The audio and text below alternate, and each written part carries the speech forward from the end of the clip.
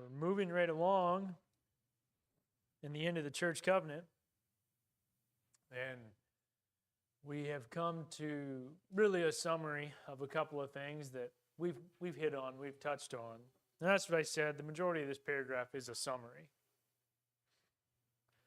We move to, we further engage to aid one another in sickness and distress, to cultivate Christian sympathy and courtesy in speech. We're going to put these all together today.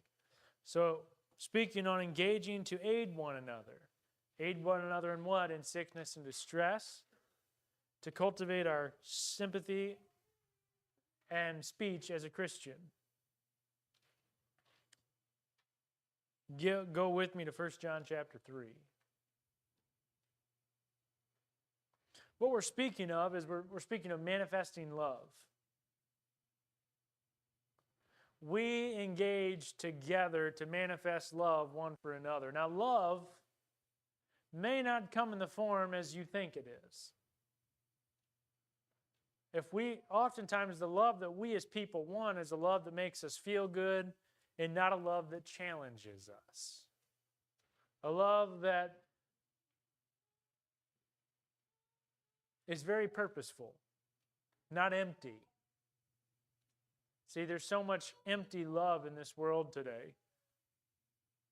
And love really can chasten and cut and change us. We've talked about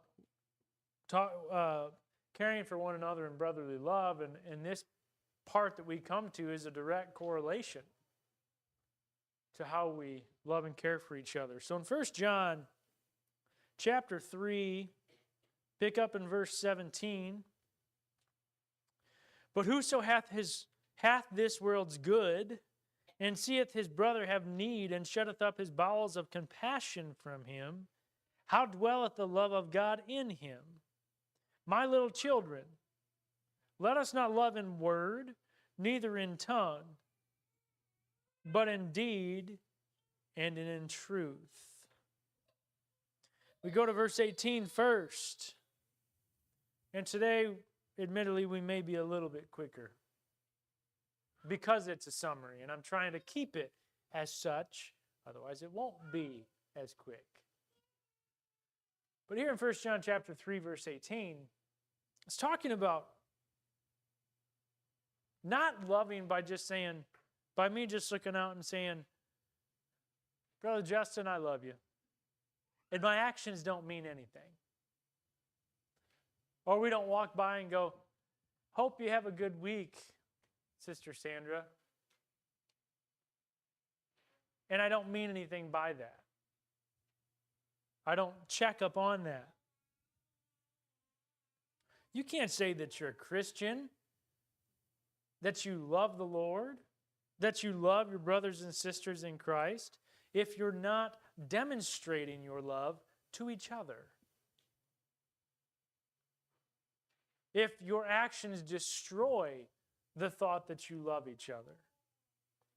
We go back to, we engage, each one of us in this church, we further engage, we continually engage to aid one another in sickness and in distress. Now, very rarely do I do this. By a show of hands, how many of you have ever been in sickness or distress? Go ahead and raise your right hand. Every one of you. And if everybody was here, every hand would be up. But how hard is it to demonstrate love to a brother or sister in distress when you're not? When you're not under distress, when you're not in sickness. It's very difficult to continually demonstrate love. And you have to take this passage for the depths that it is. In verse 18, it starts out with, my little children. We could chase this rabbit and go a whole bunch of ways. But again, in summary, we're talking about a tenderness. when you approach little children, when you instruct little children, when you step down to little children, there's a tenderness about us in how we approach and how we instruct.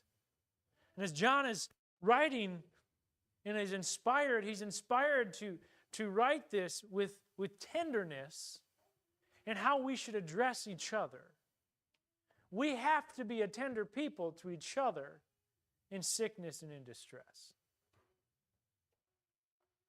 We have to be kind to each other.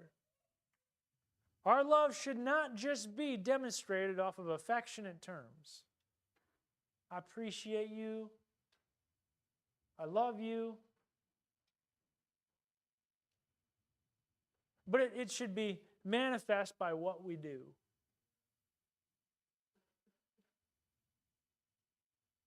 Love is not the feeling that many people think it is. We're expecting some big, great, euphoric feeling, and that's love.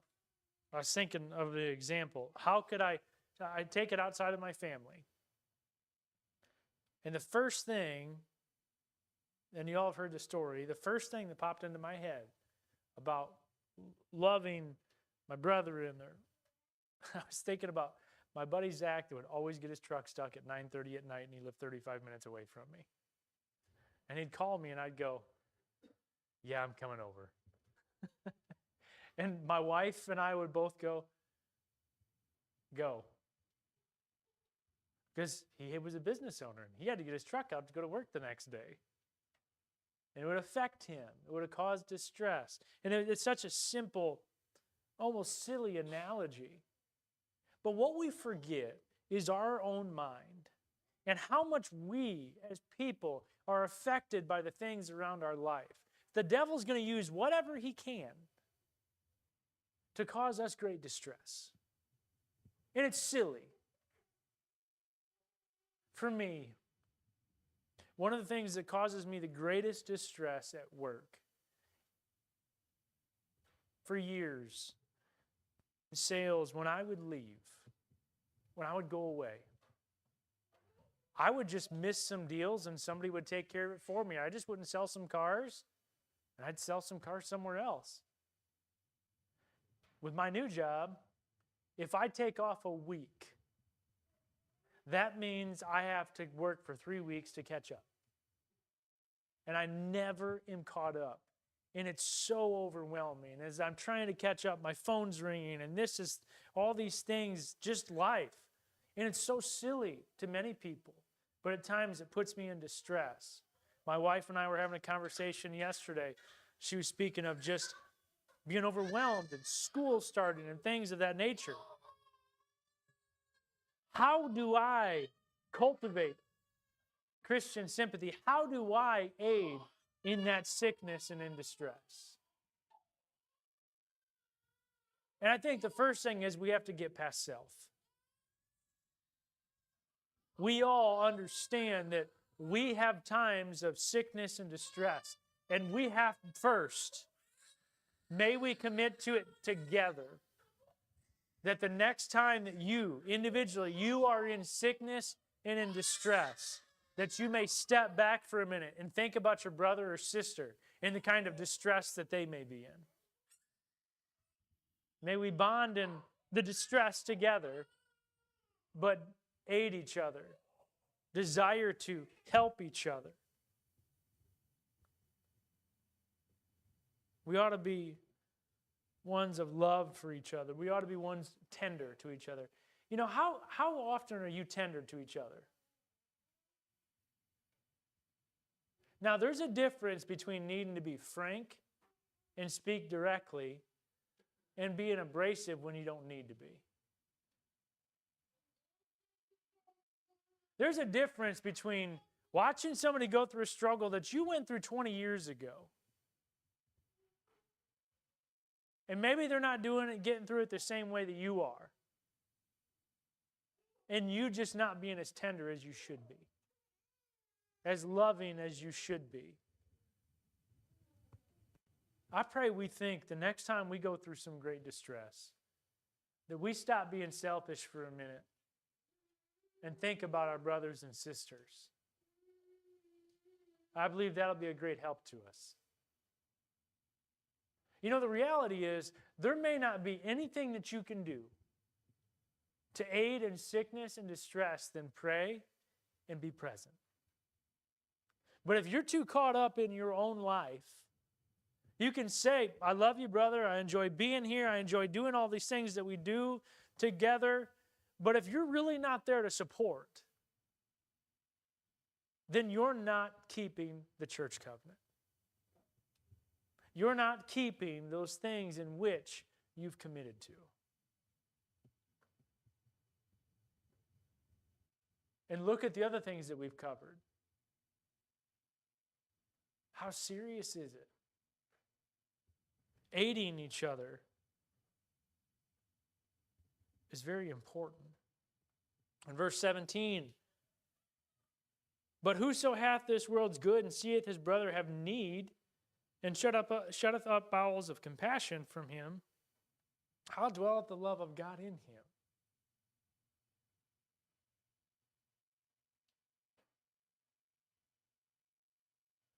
John is very bold. The Apostle John, as he writes this, he's very bold in saying that if our brother has a need and we are intending to withhold from helping that need, if our brother or sister has a need and we can meet it and we choose not to, the Apostle John is so bold and goes as far as to say that the love of God doesn't dwell in us, that we're not living in a Christian life. See, we have a responsibility towards each other. And I'm going to continue, by God's grace, to preach that until my last time I preach in this pulpit. You all ought to be worried not about your own wealth, but the health of each other. The lives that you live for the Lord. So quickly,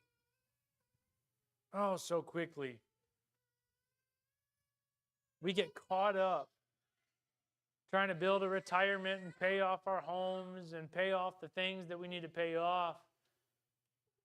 And we get stuck in our own little world, riding our own little rut. And the problems that happen are normally caused by us.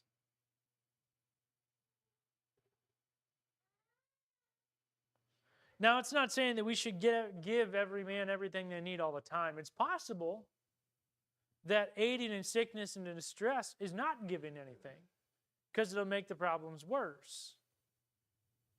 But it may be giving something in a different way. Listen, what this passage is clearly saying is don't look down upon a brother or sister in the time of need.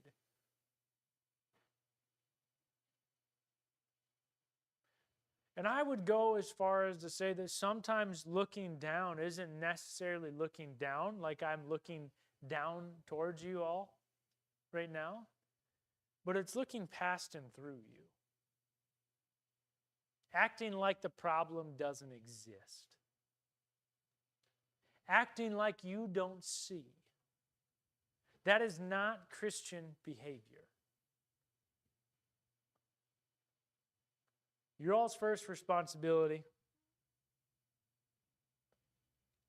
is the life you live before the Lord. Your second responsibility is your home. And the third is this church. The third are the people in this room. Part of my wife and I's desire to have a men's ministry, men's time once a month for ministry and honoring the Lord and growing together, and women the same way, is because I think we as Christians get so stuck trying to portray a life that we want to live. We're portraying a life that everything's okay, or that we don't have a problem. And the reality is, I just want to pull the mask off. I want to please the Lord. I want to bring the Lord honor and glory. I want to strengthen each other. I want to grow in grace and in knowledge.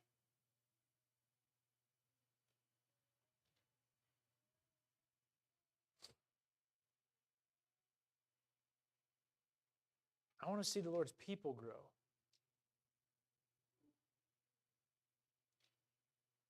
I want to see the hearts continually get closer and closer to the Lord.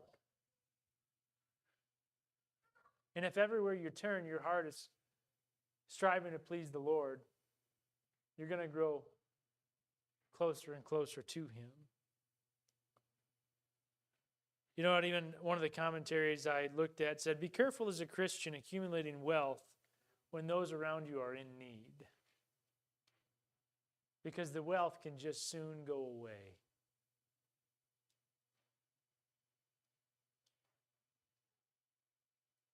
You can have a lot of money, you can make a lot of money. You can have a lot of money and you can make a lot of money and you can spend a lot of money.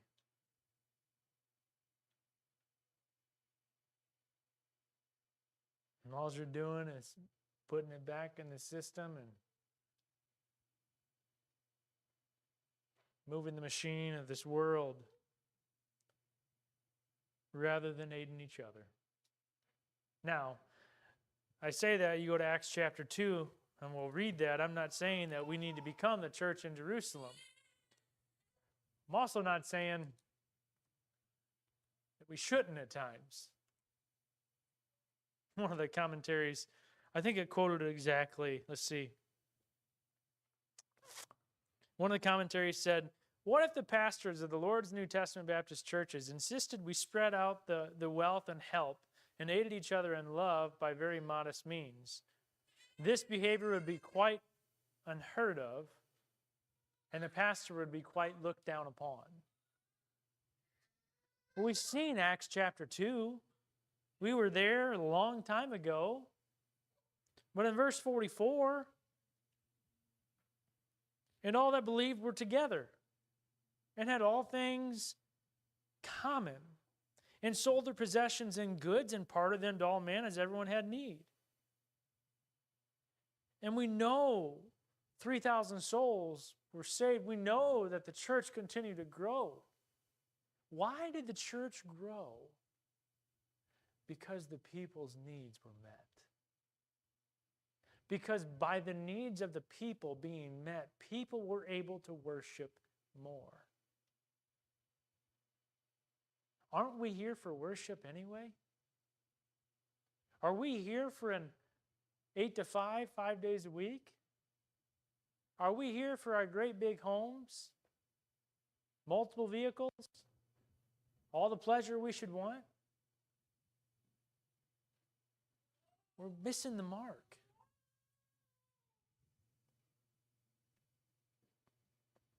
You know, if we're to look at manifesting love, we see the manifesting of love that the church in Acts did in Acts chapter 2, how they cared for each other. You go to Acts chapter 4 and verse 34.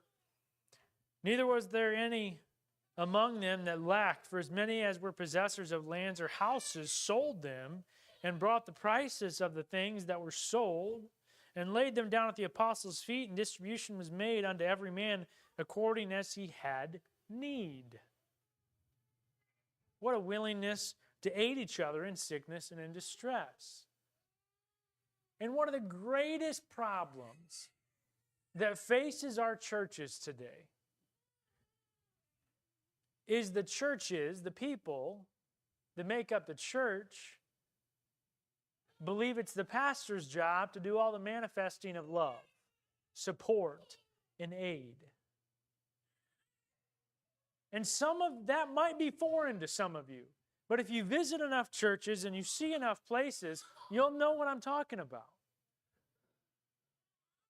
The vast majority of members in a church today believe their responsibility is to walk through the doors and walk out. Throw their tithe in and leave as soon as they can. No, we should have a deep love for each other. We should hurt when our brothers and sisters are hurting. We should miss them when they're sick and not able to be in church, when they've missed work. We should hurt when they do something wrong, when they make a poor decision. Haven't you ever done that? Instead, we scoff and we look upon them and we say, why did you do that? No, that's not what it's about.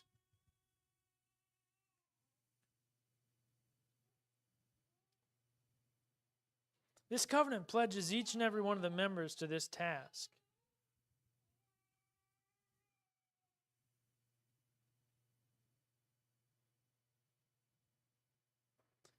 Furthermore, churches have been imposed upon by people. My number is attached to the Google listing. Once a month, I get a phone call from somebody asking if we help with rent, if we help with this, if we help with that. And basically, before I can say no, they hang up so they can go on to the next one. It's not the church's responsibility to help everybody out there pay their physical, secular bills. It's the church's responsibility to take the gospel to them. It's our responsibility as a church to aid and help each other, in whatever form that may be.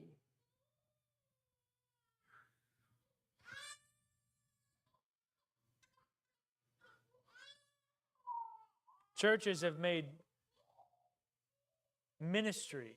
Churches have made ministry out of handing food and clothes and rent and this and that to people that are too lazy to work.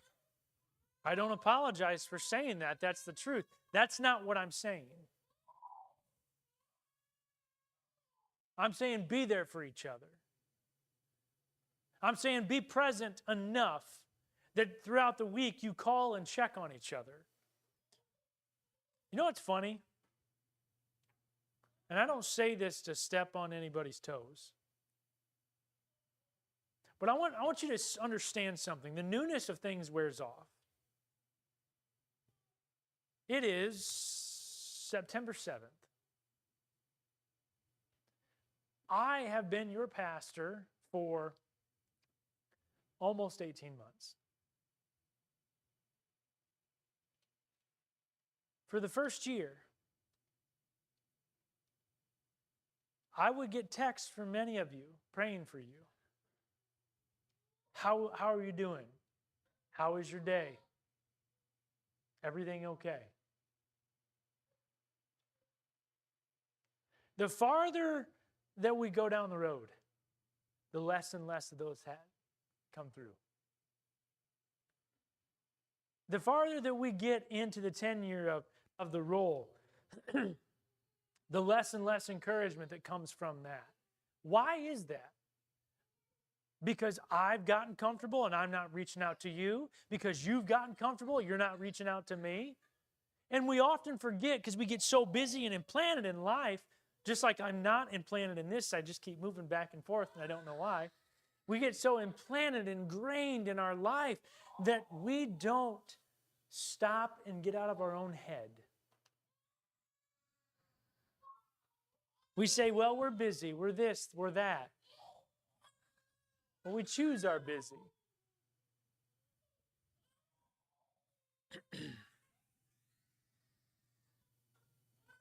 Go to Romans chapter 12.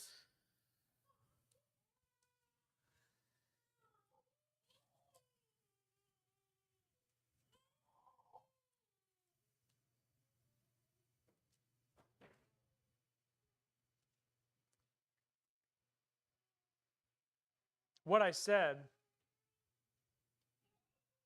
was simply a demonstration to not let us forget about each other.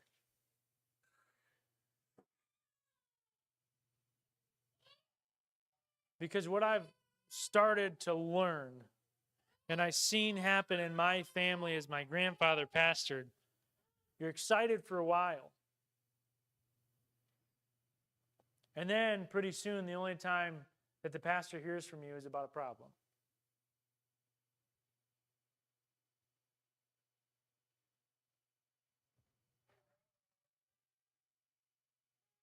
You know, the pastor and pastor's wife are people too.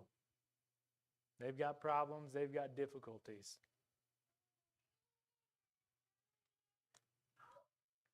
Let's not forget each other. Romans chapter 12, verse number 10. Be kindly affectioned one to another with brotherly love, in honor preferring one another. Man, how often do we really prefer one another over ourselves? Or are we so stuck in ourselves? Not slothful in business, fervent in the Spirit, serving the Lord, rejoicing in hope, patient in tribulation, continuing instant in prayer, distributing to the necessity of the saints, given to hospitality. Bless them which persecute you, bless and curse not.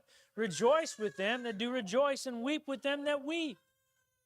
Be of the same mind one toward another. Mind not high things, but condescend to men of low estate. Be not wise in your own conceits. Recompense to no man evil for evil. Provide things honest in the sight of all men. If it be possible, as much as lieth in you, live peaceably with all men. You know, live peaceably with all men is something that we should do here as a church. But you know what? I'm not the first person to ever say, get over yourself, because that's what live peaceably with all men means. It means live in peace. Get past yourself. Understand it's not about you. That's not cultivating Christian sympathy. That's not aiding one another in sickness and distress. And I'm just as guilty.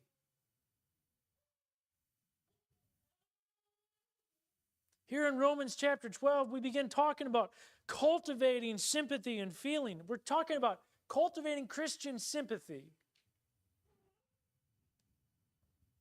Brother Tom Ross wrote an entire book on this. You all have it. We ordered it for you. Have you opened up any of the books you've been given?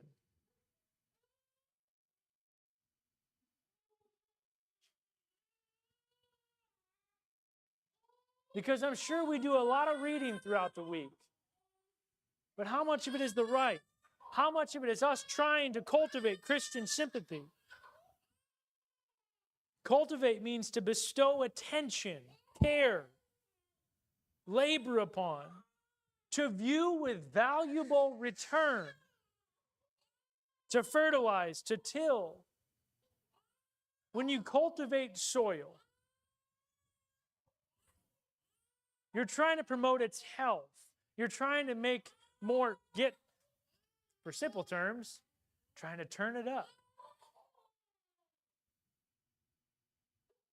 Get it healthy. Aerate it a little bit. Hoping that it brings a crop, you take time in it. You spend time in it. Folks, we can't spend time cultivating Christian sympathy, cultivating Christian character, if we can't get past ourselves. If we just focus on the problems that we have in our life, we don't think about each other. We don't even give any attention to each other because we're so stuck. And that's not where we should be.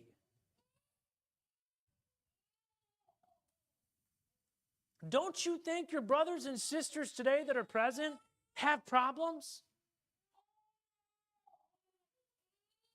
Don't you think that there's physical, emotional, financial difficulties present and before you? Where do you find yourself today? What's important to you today?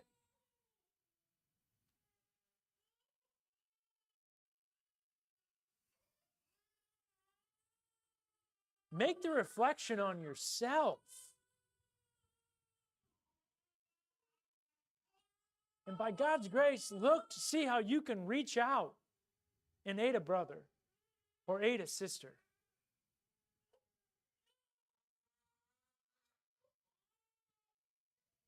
May you demonstrate your love with such a tender affection to each other.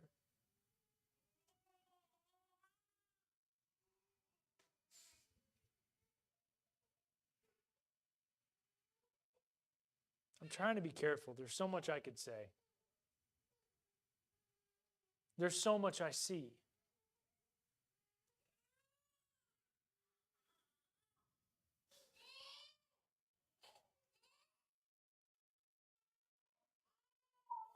My commentary talked about this man that was being honored. One of the commentaries was given an analogy of a man that was being honored before an assembly, and he didn't know it. And he walked in, and everybody started clapping as the man walked in. And he turned around and started clapping, looking for the one that was being honored, not knowing that himself was being honored. Because he preferred to give that honor to somebody else. I'm so burdened, and thankfully, Lord's given me a church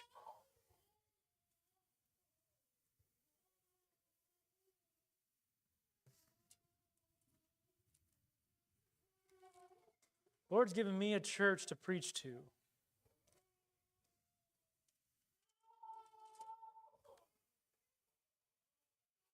But you know,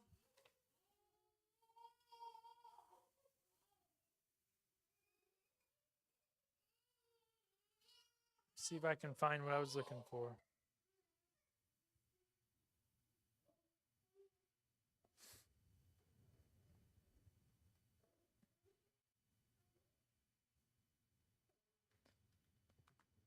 I've been reading back and forth through Ephesians chapter 4, like I told you. I told you in verse 7 of Ephesians chapter 4, but unto every one of us is given grace according to the measure of the gift of Christ. Wherefore he saith, when he ascended up on high, he led captivity captive, and gave gifts unto men. In verse 11, and he gave some apostles, and some prophets, and some evangelists, and some pastors and teachers. Why? For the perfecting of the saints, for the work of the ministry, for the edifying of the body of Christ. Why? Till when? Till we all come in the unity of the faith and of the knowledge of the Son of God, unto a perfect man, unto the measure of the stature of the fullness of Christ, that we henceforth be no more children, tossed to and fro, and carried about with every wind of doctrine, by the sleight of men, and cunning craftiness, whereby they lie in wait to deceive. But speaking the truth in love may grow up into him in all things, which is the head, even Christ, from whom the whole body fitly joined together and compacted by that which every joint supplieth, according to the effectual working in the measure, there it is again, of every part. Gifts given as the measure of God, joints fitting together, supplying every need as the measure. Maketh increase of the body unto the edifying of itself in love.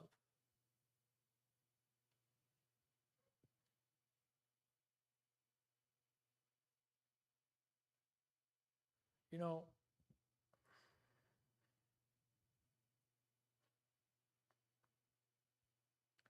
see if I can find it.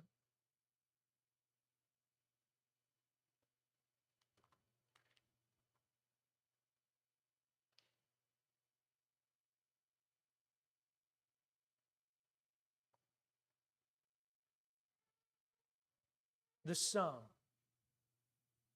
psalm that I've been studying on.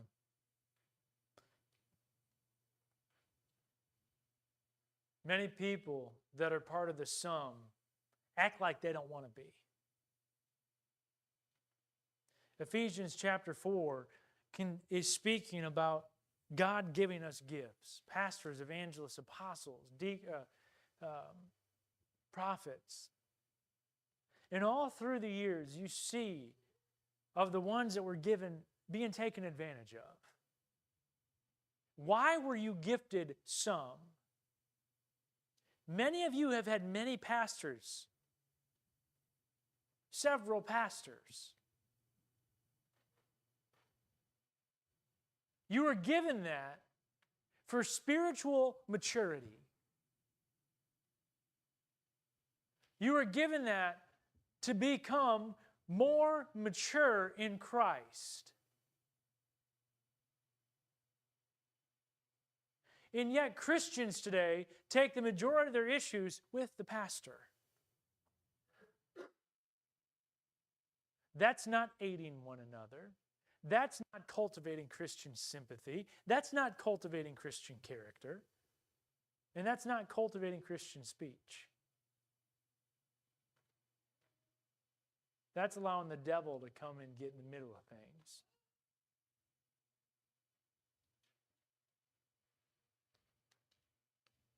In James chapter 3,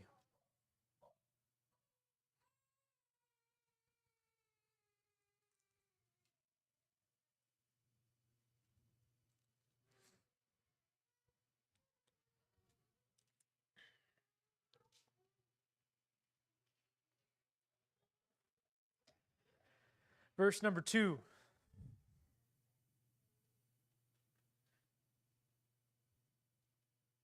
Talking about cultivating Christian courtesy and speech.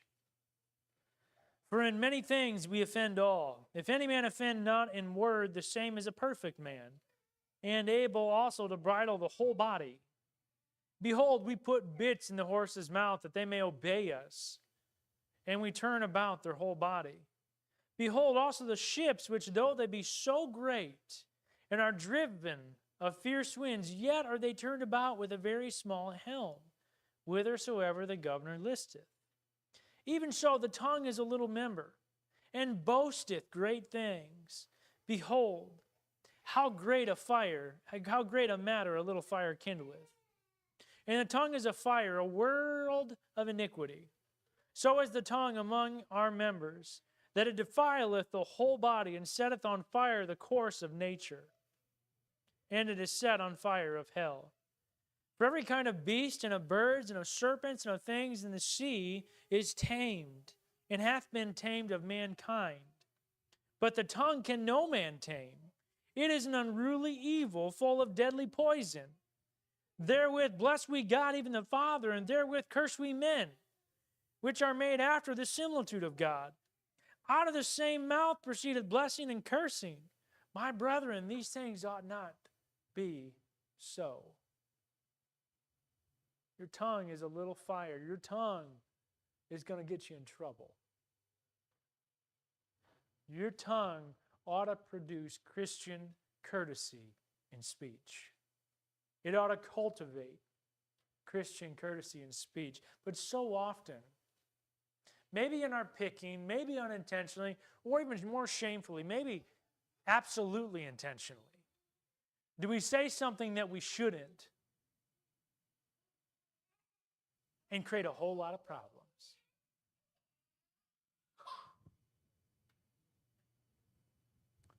Many problems have started in the Lord's churches by people that can't keep their mouths shut.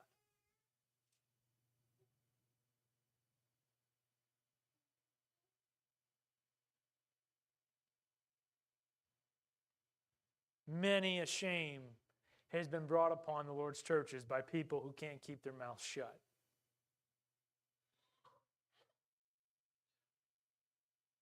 The Bible speaks there early on in verse 2 and 3 about if you can bridle, if you can hold the tongue, if you can have enough self-control to not say something, you're going to demonstrate self-control in your whole body. Cultivating Christian courtesy in speech is knowing what to say and what not to.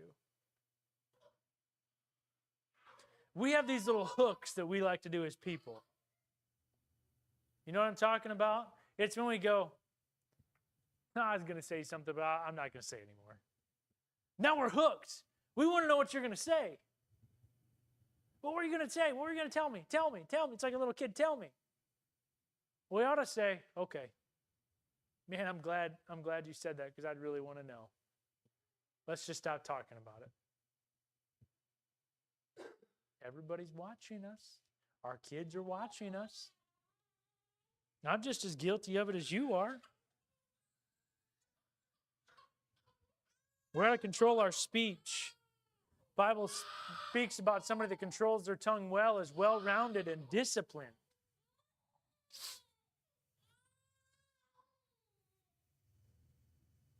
You know, a kind word is free.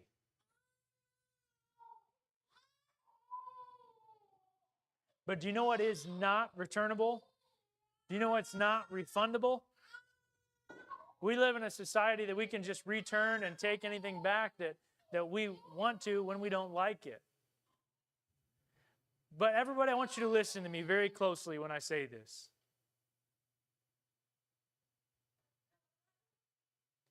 What you say, you cannot take back. The damage that your words cause are non-refundable. That's why the Bible speaks so much on meekness and lowliness, in quietness. Because it guards you and it keeps you from saying something that you ought not say.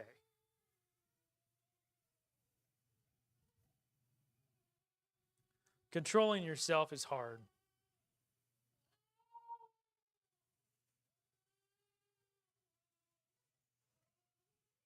Controlling the tongue will show a completed nature